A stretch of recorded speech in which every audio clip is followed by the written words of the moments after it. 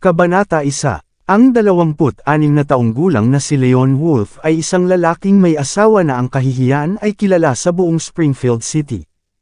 Nanirahan siya sa pamilya ng kanyang asawa ang mga Manson, at tinatratong parang alipin sa loob ng 3 taong pagsasama niya.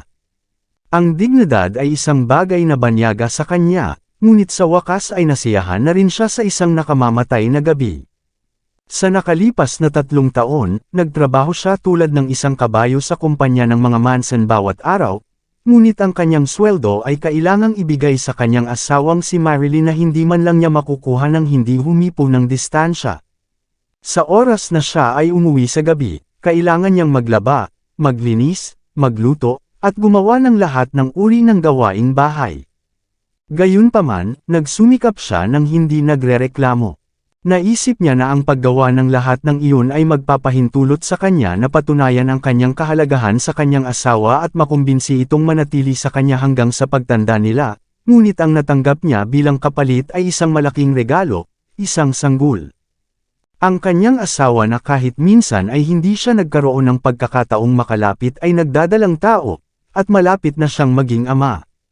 Pero may mag-iisip ba ng magandang balitang iyon? Hindi makintab ang sahig, Leon. Wala kang silbi. Wala ka bang magawang tama? Bakit ka namin hahayaan na manatili sa amin kung ang isang aso ay mas mahusay pa kaysa sa iyo? Ang mga masasakit na salita ay nagmula sa biyenan ni Leon na si Helen Manson. Tinuro niya ng daliri ang mukha nito habang pinaparusahan siya na parang wala ng bukas.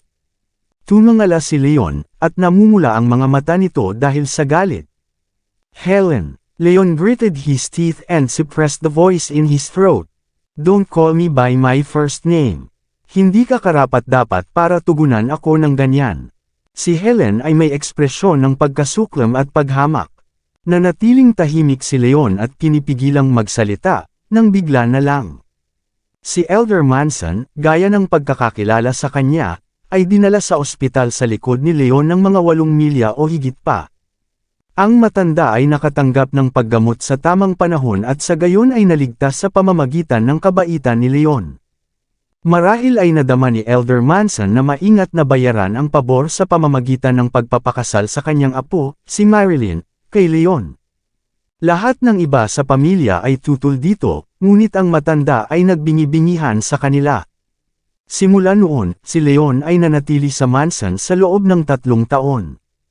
3 taon. Imposibleng gumawa ng anuman sa mapait na mag-inang duo na iyon. Si Marilyn at ang kanyang pamilya ay tumingin sa kanya mula sa kaibuturan ng kanilang mga puso dahil lamang siya ay isang ulila na walang prospect at walang pamilya. Sa kabila ng kanyang pagsisikap, si Marilyn at ang iba ay patuloy na kinukulit, sinasampal, at pinagalitan siya sa bawat pagkakataon, na napigilan ng kanyang biyenang si Helen ang kanyang sarili ngunit kaunti lang. Mula nang pumanaw si Elder Manson dahil sa sakit noong 1 buwan, halos pinag-ibayo na ni Helen at ng lahat ang kanilang pagsisikap na itaboy siya.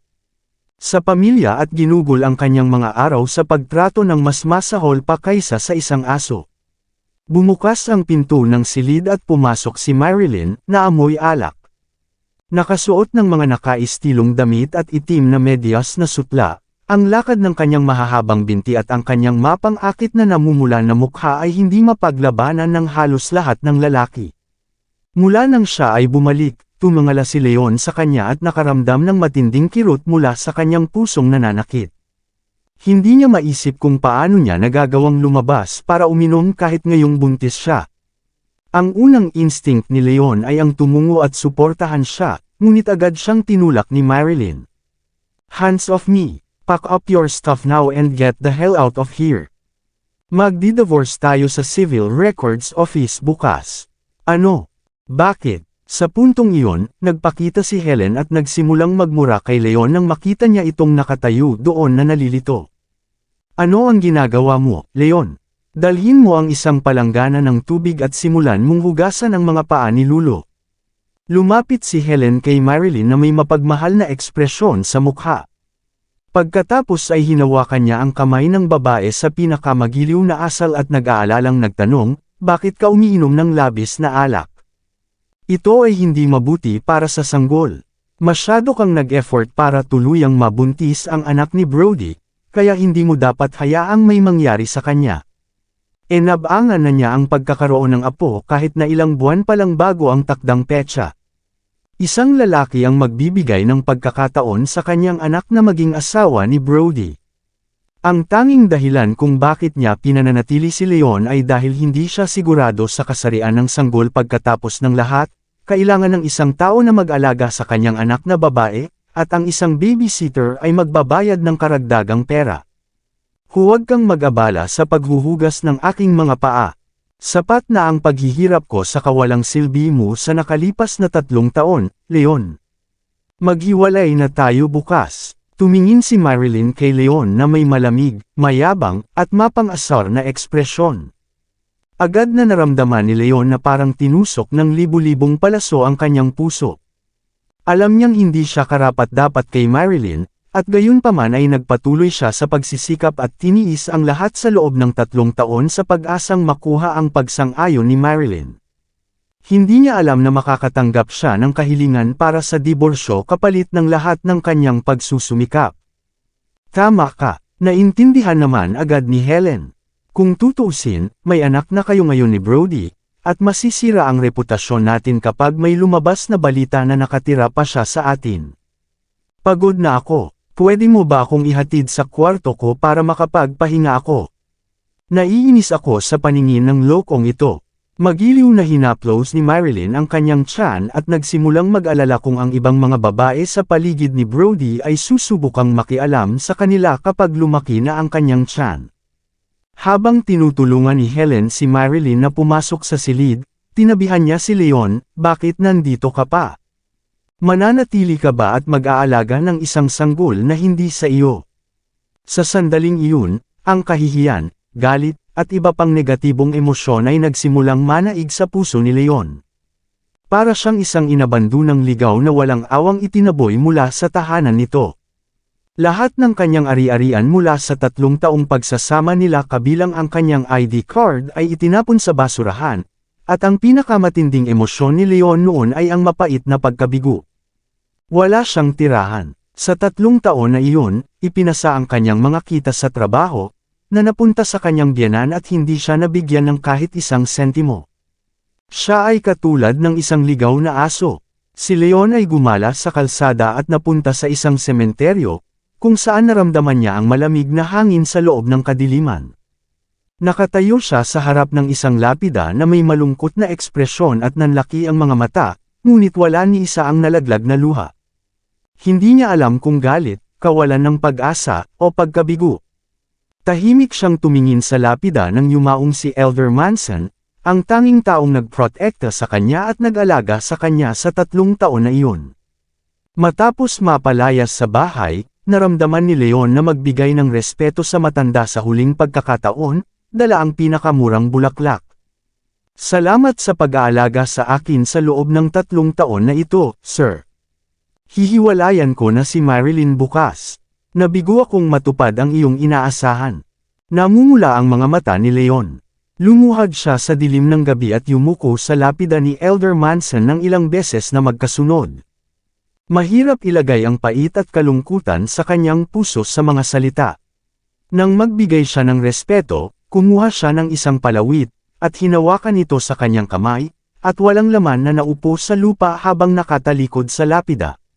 Lingid sa kaalaman ni Leon, ang pendant ay tila kumikinang sa puting liwanag, halos parang nararamdaman nito ang galit at kahihiyan sa loob niya.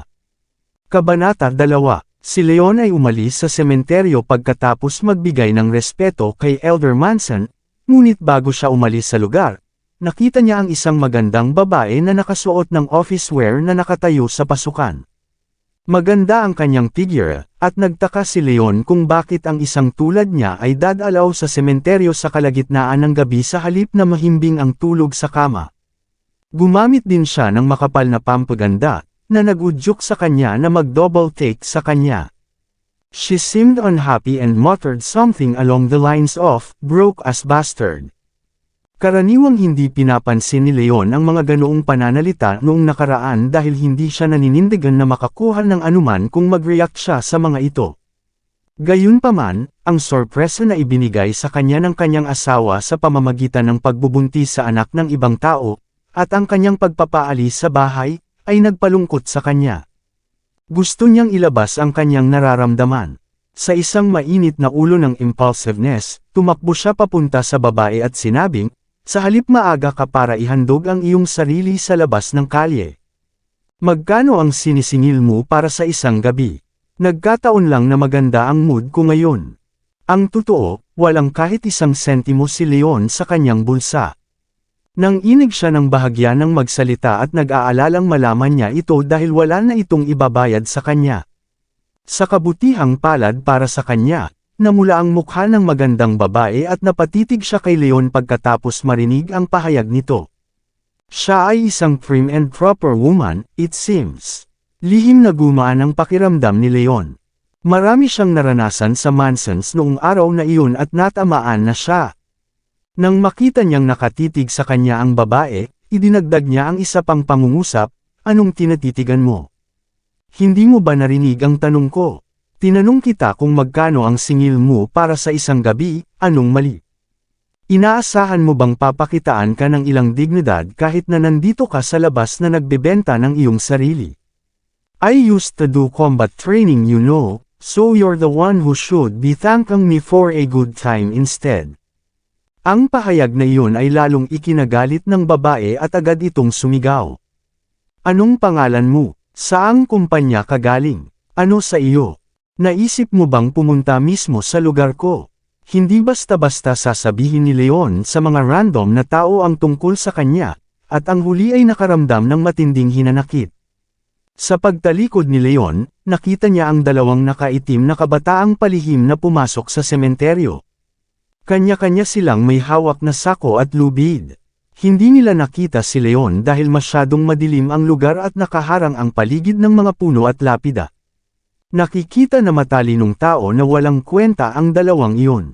Kumunat ang noo ni Leon at inakala niyang hinahabol nila ang babaeng iyon at kaya nagpasya na sundan sila ng palihim. Sigurado, ang magandang babae na tila naghihintay sa sementeryo ay agad na sinugod mula sa likuran ng dalawang lalaki at isinilid sa sako.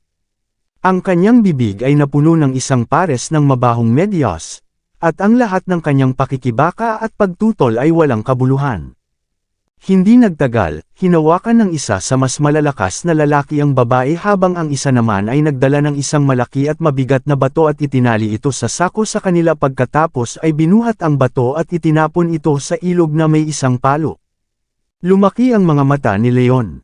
Ito ay pagpatay. Ang unang instinct ni Leon ay ang tumakas, ngunit siya ay nag-aalala na maramdaman siya ng mga lalaki sa anumang tunog na kanyang ginawa habang ginagawa iyon.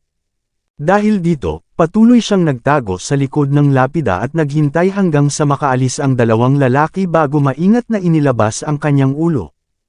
Matapos itong pag-isipan, tumalon si Leon sa tubig. Siya ay maaaring isang duwag na tao, ngunit ang mga pagpapahalagang itinanim sa kanya mula pagkabata ay nangangahulugan na hindi siya maaaring tumayo at panuurin ang isang mahinang babae na pinapatay sa kanyang harapan mismo. Nailigtas ni Leon ang babae sa tubig nang wala sa oras. Hindi niya pinansin na basang-basa siya at hinihingal at agad na kinalas ang sako. Sa kasamaang palad, hindi niya napansin na nasa tabi lang siya ng punyal na ibinagsak ng isa sa mga lalaki. Sa ibang lugar, ang dalawang binata ay pumunta hanggang sa kalsada sa labas ng sementeryo, kung saan nakaparada ang isang high-end luxury SUV. Papasok na sana sa kotse at aalis nang walang malay na inabot ni Marco ang kanyang bota. Nag-iba ang ekspresyon niya sa isang iglap. "Shit, nalaglag ko ang punyal ko. Malamang nasa tabi ng ilog. Kailangan nating magmadali at kunin ito. May mga fingerprints ito." Tumakbo ang dalawang lalaki pabalik sa ilog. Nang buksan ni Leon ang sako, basang-basa na ang babae sa loob. Ang kanyang puting pangitaas at isang maiksi, hiphagang na palda ay basang-basa, mahigpit na nakakapit sa kanyang katawan at nagpapatingkad sa kanyang hubog at katangi-tanging figure. Ang kanyang pangitaas, sa partikular, ay nagsiwalat ng hindi malinaw na mga bakas ng kanyang maliit na itim na lace na bra. Napakagandang pagmasdan. Hindi napigilan ni Leon ang lumunok.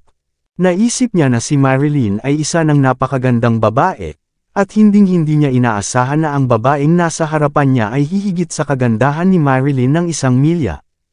Ang babae ay nasa ilalim ng tubig sa loob ng mahabang sandali na ang kanyang mukha ay maputla at hindi siya makahinga. Walang nagawa si Leon kundi ilagay ang isang kamay sa kanyang tapat na dibdib at binigyan siya ng kaunting paghinga mula sa bibig. Nagulat siya, malambot ang kanyang dibdib at mas malambot pa ang kanyang mga labi, ang huli ay halos may bahid ng tamis sa kanila. Hindi napigilan ni Leon na magpantasya pa. Makalipas ang ilang sandali, sa wakas ay muling nagkamalay siya. Umubo ang babae ng ilang subo ng tubig. Bahagyang nanginig ang kanyang mga pilikmata at sa wakas ay nanambalik ang kanyang pakiramdam. Naramdaman ng babae ang init sa kanyang mga labi. Nang iangat niya muli ang kanyang ulo, nakita niya ang kamay ni Leon na hinahaplos ang kanyang binti, kaya sinipa niya ito sa ilog sa sobrang galit. Pinagalitan pa niya ito, "Ano sa tingin mo ang ginagawa mo? Ginagawan mo ako ng ganoon. Pervert ka." Kasuklam-suklam. Nagulat si Leon at tuluyang nahulog sa tubig. Ilang beses siyang napaungol at naghampas-hampas sa ilog bago matagumpay na nakaakyat pabalik sa pampang. Sa sandaling iyon, mas nakakaawa pa siya kaysa dati. Napakaraming pagkakamali ang dinanas niya noong araw na iyon at tumingin sa babae na may galit na galit. Hindi man lang siya nag-abalang ipaliwanag ang nangyari sa kanya. Pare-parehas lang ang mga babae. Iniligtas kita at binigyan kita ng hininga sa bibig, ngunit sa halip na magpasalamat, sinipa mo ako sa ilog. Wala bang itinuro sa iyo ang iyong mga magulang? Sa tingin ko ay dapat kitang parusahan sa ngalan ng iyong ama. Sabi ni Leon at humakbang papalapit sa kanya. Nagsimulang magpanik ang babae, at ang buong katawan niya pati na ang dibdib at boses ay nanginginig. "Hoy, tumigil ka na sa panggugulo. Kung may gumawa sa kanya ng isang bagay sa gayong tiwangwang na lugar at itapon siya pabalik sa tubig, walang makakahanap ng anumang ebidensya." Pagkatapos ay inagaw ni Leon ang kanyang cellphone at susi ng kotse na nasira ng tubig. Sinira niya ang kanyang cellphone sa pamamagitan ng pagbagsak nito ng malakas sa lupa at pagkatapos ay itinapon ang susi ng kotse sa tubig. "Nasa labas tayo ngayon, at sinira ko lang ang cellphone mo. Paano kung umalis ako ngayon at sumakay ng taxi pa uwi? Paano ka mabubuhay dito? Hindi ka makakatawag ng taxi nang wala ang iyong cellphone, at hindi mo mabubuksan ang iyong sasakyan ngayong lumalangoy na ang mga susi kasama ng mga isda. Gusto mo bang umuwi? Well, magiging pataba ka ng pagkakataon. Iiwan kita dito kung saan kahit ang damo ay hindi tumutubo. Ito ay isang sementeryo, kaya sigurado akong marami kang makakasama sa gabi." Pagkatapos ay umalis si Leon nang may malalaking hakbang. Natakot ang babae kaya nanginginig siya na parang dahon at umiyak, "Hindi. Huwag gawin ito. Nakikiusap ako sa iyo." Maraming salamat sa lahat ng sumusubaybay. Please subscribe and follow my YouTube and Facebook channel, Pilipino Novel. Maraming salamat po. Ang sementeryo ay matatagpuan sa isang malayong lugar, sa simula. Kumpiyansa si Leon na walang mga multo sa paligid, ngunit hindi niya masabi ng tiyak ang tungkol sa maraming tsismis na nagkukubli ang mga lobo sa paligid. Basang-basa ang babae matapos mahatek palabas ng ilog, at hindi na siya makalakad ng malayo dahil nasugatan siya. Kung isa sa alang-alang kung gaano kalayo ang lugar, halos tiyak na walang pupunta doon upang iligtas siya. Para sa isang babae na ang mga susi ng kotse ay itinapon sa ilog at nabasag ang cellphone, ang magpalipas ng isang gabi ay mas masakit pa kaysa sa kamatayan. Sa kasamaang palad para sa kanya, lahat ng intensyon ni Leon ay parusahan siya para sa kanyang kawalan ng utang na loob. Si Leon ay lumayo. "You jerk! Huwag mo lang akong iwan dito." Sinubukan ng babae na habulin si Leon, ngunit nawalan ng saysay ang lahat habang galit siyang umalis.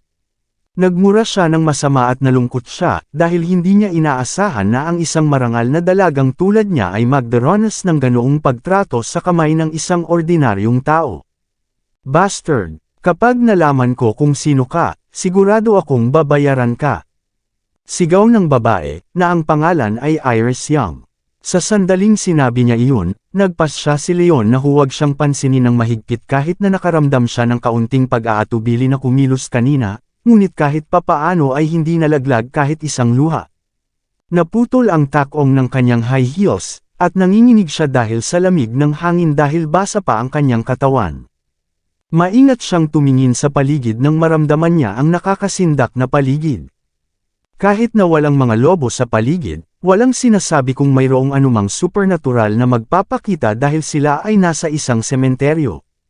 Kinasusuklaman niya si Leon sa bawat himaymay ng kanyang katawan, dahil hindi siya kailanman nagdusa ng ganitong pagmamaltrato sa buong buhay niya bilang isang layaw na panganay na anak sa kanyang pamilya. Si Leon naman ay nagsimulang magsisi sa kanyang ginawa sa loob ng 1 o 2 minuto pagkatapos umalis. Siya ay isang mabuting tao na may mabuting puso, at kung wala ang kabutihang iyon sa kanya, hindi niya sana nailigtas ang matandang si Elder Manson sa nakalipas na mga taon at tiniis ang lahat ng pagpapahirap sa kanya ng mga Manson sa loob ng maraming taon. Noong binatukan niya ang babae kanina, pasimple niyang ibinuhos ang lahat ng sama ng loob kina Marilyn at Helen sa inosenteng si Iris. Ang kanyang maikling paglalakad ay nagbigay sa kanya ng pagkakataon na kumalma, lalo na't may banayad na hangin na umiihip sa kanya. Naisip niya sa kanyang sarili, she's a girl. Ang paggawa niyan sa kanya ay lalampas sa linya ko. Kahit na hindi siya nakatagpo ng anumang mga lobo o multo, magkakaroon pa rin siya ng masamang sipon kung nanatili siya dito buong gabi. Kakainin ako ng konsensya ko habang buhay kapag may nangyaring masama sa kanya. Tama na ang pananakot sa kanya ng kaunti. I shouldn't leave her here the entire night. Tumalikod si Leon at hinanap siya. Pagdating pa lang niya sa lugar kung saan niya iniwan si Iris, wala na siyang makita ay nabalisa si Leon. Hinanap niya ito ng pataas at pababa ngunit wala siyang nakita maliban sa matataas na takong nito. Hindi magandang senyales iyon. Alam ni Leon na may problema si Iris, at hindi nagtagal ay narinig niya ang mahinang paghingi ng tulong ni Iris. Tumakbo siya papunta sa direksyon ng tunog at muling bumalik ang galit niya. Bumalik na pala ang dalawang magnanakaw noon, at hindi na lang nila agenda ang pagpatay kay Iris. Kahit sino ay maaaring hulaan na ang mga lalaki ay nakakaramdam ng kaunti nang bumalik sila at nakita si Iris na basang-basa at tumutulo. Halos nakahubad na si Iris nang matagpuan siya ni Leon. Sa puntong iyon, tuluyan na niyang binaliwala ang katotohanang hindi siya katugma sa dalawang lalaking iyon at tumakbo siya para sipain sila. Pagkatapos ay tumingin siya sa ibaba at nakita na si Iris ay bumaba sa kanyang huling piraso ng damit. Kahit pilit niyang takpan, hindi niya naitago ang kumikinang na pagiging patas ng kanyang exposed na balat. Si Leon subconscious ay nasilaw sa kanyang kaaya-ayang figure at itinuring siyang isa sa mga pinaka-nakamamanghang babae na nakita niya. At least, mas maganda ito kaysa sa figure ni Marilyn nang sumilip ito sa kanya habang naliligo ito. Ayos ka lang. Hinubad ng guilty na si Leon ang kanyang damit at inihagis kay Iris para matakpan niya ang kanyang katawan. Nagmamadaling tinakpan ni Iris ang kanyang sarili ng damit, ngunit nakaramdam siya ng galit at kawalan ng magawa nang makita niyang ang tagapagligtas niya ay si Leon. Nag-isip ang kamay niya at gusto siyang sampulin sa mukha, ngunit dahil sa eksenang nakita niya sa gilid ng mata niya, sumigaw siya sa halip. Mag-ingat ka, babala niya, ngunit huli na ang lahat. Ang masasamang tao, na nakasuot ng itim na suit, ay isang matibay na tao. Sa kabaligtaran, si Leon ay may ordinaryong katawan at kaya nabigo siyang harangan ng lalaki. Sa isang sipa, pinalipad ng lalaki si Leon ng 2 o 3 metro ang layo. Pagkatapos ay inilabas niya ang punyal na nalaglag niya kanina at ngumisi. Trying to get yourself killed. Ang lalaking nakaitim na suit ay tumapak sa dibdib ni Leon at itinaas ang nagniningning na punyal para patayin si Leon. Sa likod niya, ang lalaking kanina pa nagtanggal ng damit ni Iris at pinalayas ni Leon na hinimok. Marco, makapangyarihan ang mga Youngs, at hindi magtatagal ay matuntan na nila tayong dalawa. Hindi na tayo maaaring mag-aksaya pa ng oras. Deal with them and don't make a single mistake. Yan ay ang mayaman, na sinasabi mo. Medyo malungkot na naisip ni Marco. Kung tutuusin, tatapusin na sana nila ang buhay ni Iris kung sila ay hindi sumuko sa mga pagnanasa na iyon. Gayunpaman, hindi ito ang oras para makipagtalo tungkol sa kung sino ang tama, at kaagad si Marco ay sinaksak ang punyal ang dibdib ni Leon. Tumalsik ang dugo kung saan-saan. Sa kanyang huling hininga, nagngangalit si Leon, at mahigpit na hinawakan ang hita ni Marco, at sinigawan si Iris. Takbo, walang halaga ang buhay ko, kaya hindi mahalaga kung mamatay ako. Iligtas ang iyong sarili, huwag kang mag-alala sa akin. Mapait na ngumiti si Leon kay Iris bago ang kanyang nalalapit na kamatayan. Kahit nagalit siya sa kaibuturan, nanatili siyang tapat na Leon sa mga huling sandali ng kanyang buhay. Napagpasyahan niyang hindi na siya magiging ganoong klaseng tao muli sa susunod niyang buhay. Ang mapait na ngiti ni Leon ay sumasaklaw sa napakaraming emosyon, kabilang ang pagkamuhi, kalungkutan, at kawalan ng pag-asa. Natigilan ang maselang katawan ni Iris. Tila nababasa niya ang kahinaan at kalungkutan ni Leon sa pamamagitan ng kanyang ngiti, at malayo ito sa matapang at malakas na hitsura na ipinakita niya. Hindi na tumakas si Iris dahil alam niyang isang walang kwentang pagsisikap iyon kung mamatay si Leon. Nang makita ang pagkamatay ni Leon, namutla ang magandang mukha ni Iris at bumagsak siya sa lupa. Bagamat binubuli siya ni Leon kanina, hindi may iwasang malungkot siya nang makita niyang isinuko ang kanyang buhay para iligtas siya. Kasabay nito, ang pagbuhos ng dugo mula sa dibdib ni Leon at nabahiran ang palawit na nakasabit sa kanyang leeg. Walang nakapansin sa puting ningning sa pendant na nagsimulang pumasok sa katawan ni Leon mula sa sugat. Ako ay isang ninuno ng mga lobo, at ang aking kabantugan ay hindi laban sa maalamat na mga Diyos. Kung ang kapalaran ay nasa sinuman sa aking mga inapo, sila ang magmamana ng nilalaman sa loob ko.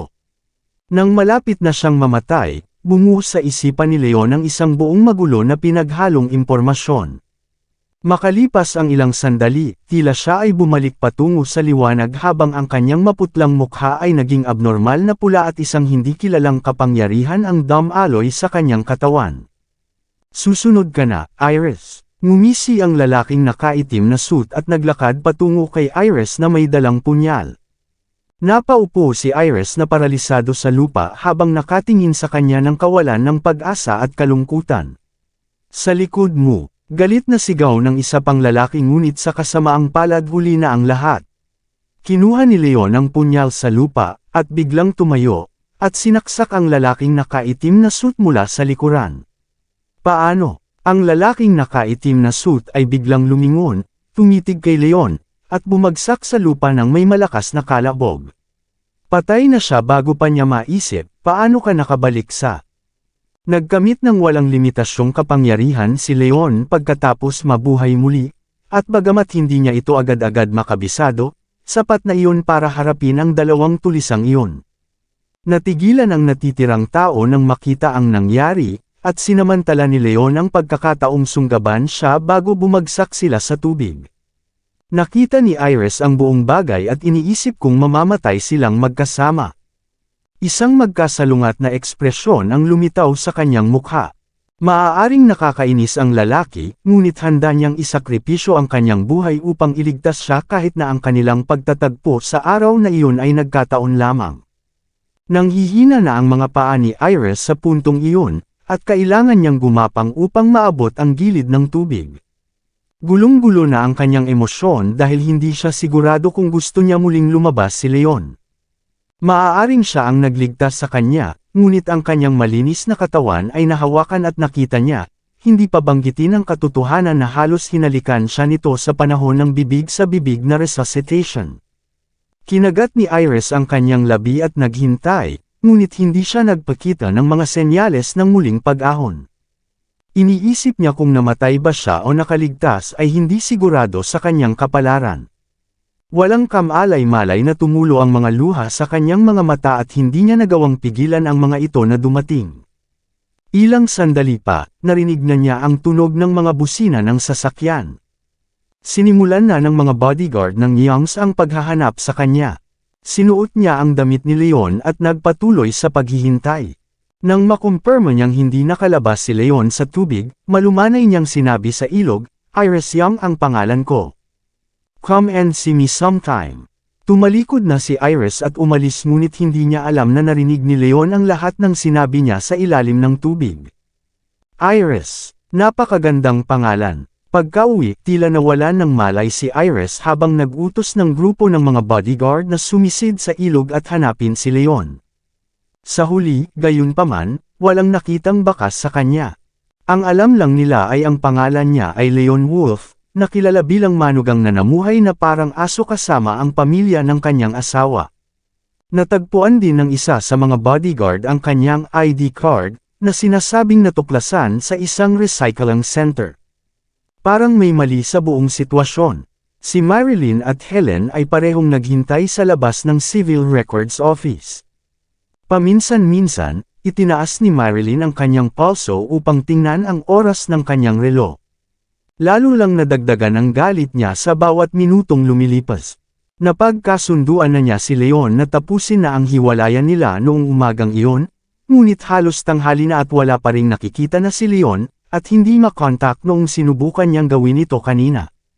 Wala siyang ideya kung saan siya nagpunta at wala siyang paraan para makontak siya. Habang lumalaki ang pagkainip ni Marilyn, sa wakas ay nagpakita si Leon. Halos malagutan siya ng hininga nang tumakbo siya mula sa dikalayuan. Punit-punit ang kanyang damit, at parang siya ang epitome ng kahihiyan.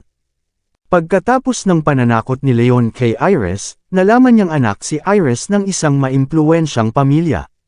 Dahil dito, hindi na siya nang ahas na muling umahan mula sa tubig at nagpasya na lang na magtago sa ilalim ng tubig. Matapos ipalagay ni Iris na patay na siya at makausap ang ilog, naramdaman pa rin ni Leon na may mga bodyguard na naghahanap sa lugar. Kaya't nagpasya siyang lumangoy sa agos at umahan, ngunit kalaunan ay nahimete sa tubig dahil sa lahat ng kanyang pinagdaanan noong gabing iyon. Paggising niya, bandang 9:00 na ng umaga. Naalala niya kaagad ang hiwalayan nila ni Marilyn, na nagtulak sa kanya na sumugod dahil gusto niyang palayain ang sarili mula sa kanya sa lalong madaling panahon. Si Marilyn, gayunpaman, ay tumakbo palapit sa kanya at itinaas ang kanyang kamay upang bigyan si Leon ng isang malakas na sampal. Saan ka nagpunta kagabi, ikaw na walang kwentang basura? Hindi ba't sinabi ko sa iyo kagabi na maghihiwalay na tayo ngayong umaga? Halos tanghali na ngayon. Masyado mong sinasayang ang oras ko. Marilyn lambasted. I was busy last night. Tinakpan ni Leon ang kanyang mukha. How he wished he could slap her back kung may lakas lang siya ng loob na gawin iyon. Sa huli, ang tanging magagawa na lang niya ay magnganga ng ngipin at tiisin ang kahihiyan. Ano ang posibleng pinagkakaabalahan ng isang walang kwentang bastard na tulad mo? Lumabas ka ba at nakitulog sa iba dahil nagalit ka sa nangyari kagabi? Lumapit si Helen na may kakaiba sa mukha. You're overestimating him, Mom. Walang babaeng maghahangad ng basurang tulad niya, not unless bulag sila. Kahit na maghanap ng mga kabit, wala siyang pera na pambayad sa kanila. Natatawang sabi ni Marilyn. Namula ang mukha ni Leon, at hindi niya napigil ang tumangala dahil sa pangungot siya ng dalawang babae, at ito ay mahalaga pa rin. Nasasaktan ako kapag nakikita kita. Let's get this divorce done and over with. Malamig nang umuso si Marilyn bago tumalikod at buong pagmamalaki na naglakad patungo sa entrance ng Civil Records Office. Sa sandaling iyon, awkward na sinabi ni Leon, I don't think we can do that. Nawawala ang ID card ko. Noong pinalayas mo ako sa bahay kahapon, itinapon mo lahat ng gamit ko sa basurahan. Ang aking ID card ay kasama sa mga dokumentong iyon, ngunit ni isa sa inyo ay hindi nakapansin nito. Ngayong ipinadala na ito sa basurahan para sunugin, wala nang paraan para mahanap ang aking ID.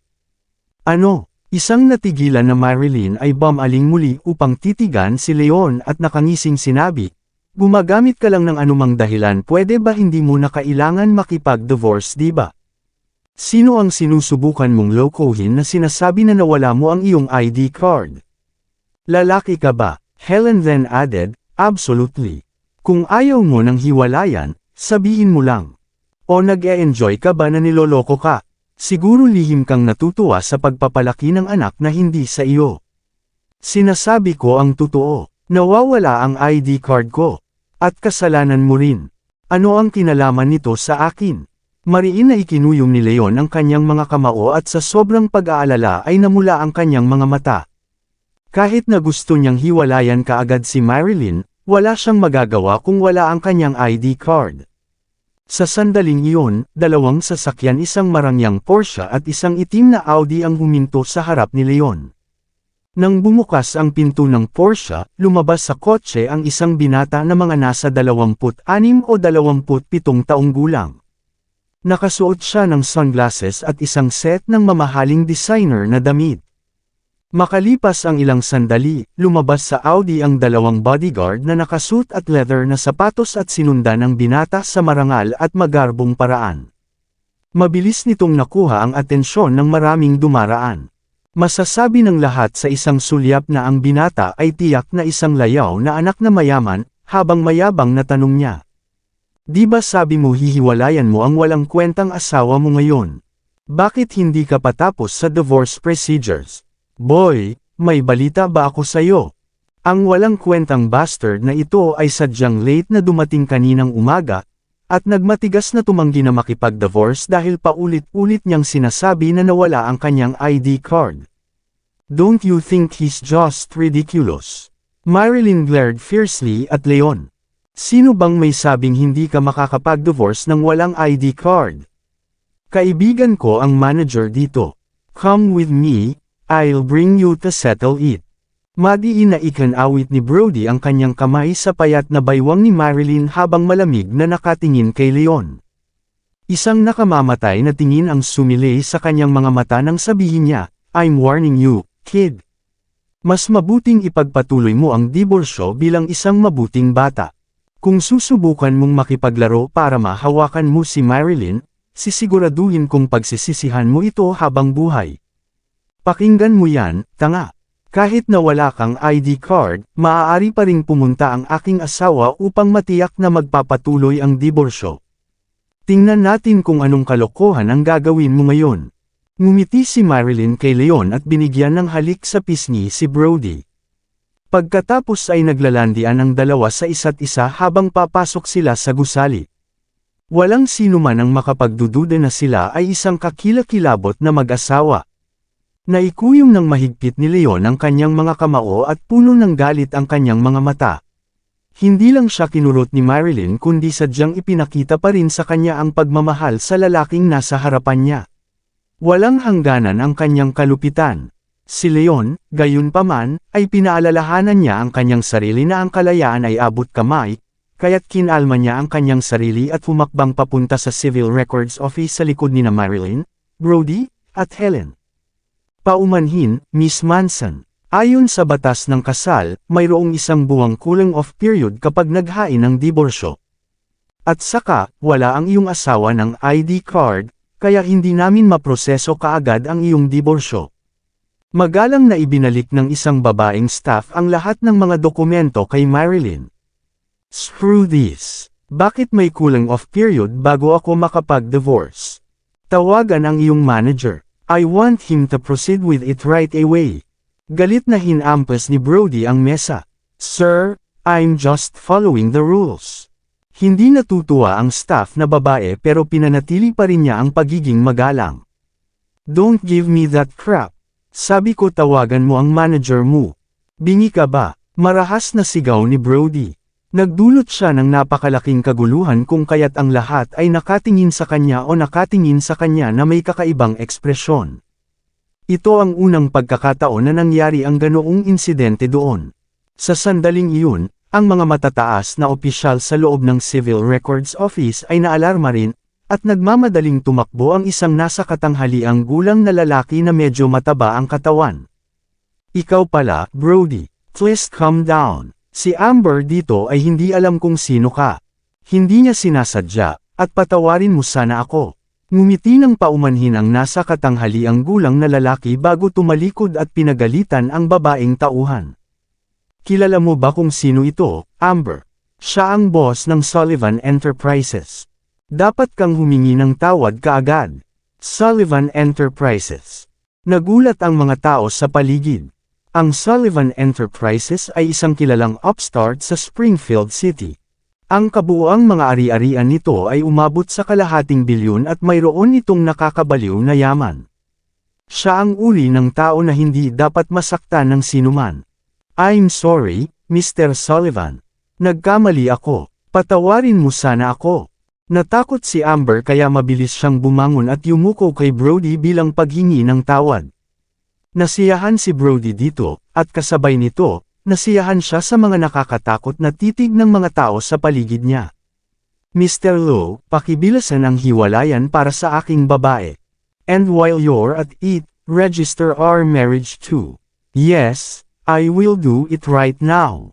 Ngumiti ang nasa katanghaliang gulang na lalaki at pinroseso ang hiwalayan nina Leon at Marilyn pati na rin ang kasal nina Marilyn at Brody. Nakakagulat ka, mahal. Gusto ko ang side mo. Si Marilyn ay yamakap sa mga bisig ni Brody na parang kuting at sinabi ng mapang-akit. Ang kapangyarihan at impluwensya ni Brody ay nagdulot ng pagmamalaki kina Marilyn at Helen. Sino siya? Paano niya nakilala ang panganay na young master ng Sullivan Enterprises?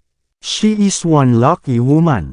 Ang mga tao sa paligid niya ay hindi mapigil ang mapatingin kay Marilyn, kasama ang ilan sa mga kabataang babae na nagpapakita ng medyo kapansin-pansing pagseselos. Marilyn basked in the limelight as she giggled and smiled. She became as pretentious as could be. Samantala, naramdaman agad ng lahat na inagaw ang posisyon ni Leon sa relasyon. Lahat ay nakatingin sa kanya ng kakaiba, na may ilang naaawa sa kanya habang ang iba ay nagpakita ng paghamak. Lalong napahiya si Leon bilang resulta, at nais niyang maghukay na lamang siya ng isang butas at pagtagwan ito. Tumalikod na aalis na si Leon nang pigilan siya ni Brody. Aalis ka na agad. I won't let you off so easy. Malamig na ngumiti si Brody. Bumaba ang mukha ni Leon. Anong balak mong gawin sa akin? Ano sa tingin mo? Masyado mong sinayang ang oras ng aking babae ngayong umaga, at mariin mong tinatanggihan na ituloy ang hiwalayan sa dahilan na nawala mo ang iyong ID card. Sa tingin mo ba hahayaan ko na lang ang lahat ng iyan? Ngumisi si Brody. I've made myself very clear, di ba? I never refused to divorce her and my ID card is missing. Pinigil ni Leon ang galit niya. Don't give me that crap. Do you think I'm that easy to fool? Ngumiti ng mapang-asar si Brody at tumalikod para utusan ang dalawang bodyguards niya. Saktan mo siya. Turuan ng leksyon ang tanga. Ipakita sa kanya kung ano ang nakalaan para sa kanya kung sinusubukan niyang manlinlang sa akin. Naiintindihan. Ngumiti ang dalawang bodyguard habang nakataas ang kanilang mga kamao para suntukin si Leon. Ang dalawang bodyguard ay madalas na nagsasanay sa pakikipaglaban at agad na itinapon sa lupa si Leon. Naiikot lang ni Leon ang kanyang ulo sa isang bola gamit ang kanyang mga kamay at dumanas ng sunod-sunod na suntok mula sa mga kamao at paa ng mga bodyguard. Nakakaawa siya. Mas gugustuhin ko pang mamatay kung ako ay walang silbi gaya niya. Tuldok. Nagsimulang magbulungan ang lahat doon habang nakatingin kay Leon ng may higit na pakikiramay at paghamak. Alam nila na marahil ay simula pa lamang ito dahil sa impluwensyang halos gagawin ng Sullivan Enterprises. Tiyak na nagsasaad ng kapahamakan para sa kinabukasan ni Leon. Biglang, isang malakas na tili ng mga sasakyang nagpe-preno ang narinig. Isang pinahaba, binagong bersyon ng isang nakakatakot na Rolls-Royce, na sinundan ng dalawang itim na Mercedes-Benz, ay tumigil sa labas mismo ng Civil Records Office. Ang bumukas ang pinto ng Rolls-Royce at lumabas sa kotse ang isang maganda, matangkad, at matikas na 23 o 24 anyos na babae. There was a certain air of elegance to her character. Sa likod ng glamorous na babaeng iyon ay 6 na bodyguards. Bawat isa sa mga bodyguard ay may matipunong figure at matalas na mata. Sa isang sulyap, masasabi kaagad na silang lahat ay mga top-notch combat trainees. Ito ay si Iris, ang panganay na anak ng mga Young. Nakilala ng ilang tao kung sino ang magandang babaeng iyon at hindi napigil ang sumigaw ng malakas. Si Iris ay hindi isang pampublikong figure, at hindi maraming tao ang nakakita sa kanya ng kanilang sariling mga mata. Gayunpaman, ang kanyang reputasyon ay nauna sa kanya, dahil siya ang hiyas ng mga kabataan at isa sa 4 na kilalang mga dalaga sa Springfield City. Sa sandaling ihayag ng isang tao sa karamihan ang pagkakakilanlan ni Iris, agad na napagtanto ng lahat na ang kaakit-akit at marangal na kagandahang ito sa kanilang harapan ay ang diyosa na hinahangad ng marami sa mga tao ng Springfield City. Sabi nila iyan. Si Iris ay hindi pa nagka-boyfriend at palaging single. Bakit siya pupunta ngayon sa Civil Records Office? Nagkaroon na ba siya ng boyfriend? Plano ba niyang magpakasal? Lahat ay may curious na hitsura sa kanilang mukha, at sa sandaling may mga bulong na ang layunin ni Iris ay malamang na kunin ang kanyang sertipiko ng kasal, ang lahat ng mga lalaking naruroon ay tila nalungkot. Sa parehong oras, ang paninibugho sa puso ng bawat lalaki ay hindi na makontrol, dahil lahat sila ay nagtataka kung sino ang maswerteng chap na kinagigiliwan ni Iris na diyosa. Hindi pinansin ni Iris ang maningning na tingin ng lahat, pumasok sa bulwagan, at dumiretso sa direksyon ni Brody. Si Brody na namumula ang mukha, at ang kanyang puso ay tumibok sa pananabik. Siya ang pinakamatandang young master ng Sullivan Enterprises at isang kilalang figure sa business circle. Natural lang na nakilala niya si Iris noon. Napabuga siya ng tubig sa unang pagkakataon na nakita niya si Iris, at pagkatapos ay ginawa niya itong diyosa sa kanyang mga panaginip. Gayunpaman, ang mga Young ay ang pinakamakapangyarihang pamilya sa Springfield City, kasama ang isang impluwensyang sumasaklaw sa militar, politika, at negosyo. Sa makatuwid ay mas malakas sila kaysa sa Sullivan Enterprises at nangunguna sila ng maraming taon kaysa sa huli at kwalipikadong gawin ito.